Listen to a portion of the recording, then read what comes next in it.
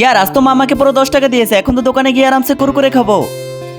আরে ওই হার্স কই যাইতেছো? আরে ইয়ার কোথাও না, ওই মামাকে বাজার করতে পাঠিয়েছে, ওইখানেই যাইতেছি। আচ্ছা তাহলে যা। হ্যাঁ হ্যাঁ, যাক ভালোই হয়েছে, ওদের দুইজনকে মিথ্যা বলে এসেছি, না হলে দুই পেটুক আমার সব কুরকুরে খেয়ে ফেলতো। ভাইয়া ওই 5 টাকা দামের 2টা কুরকুরে দিয়ে দাও। আচ্ছা 2 মিনিট দ্বারা আমি কাজ শেষ করেই দিতেছি।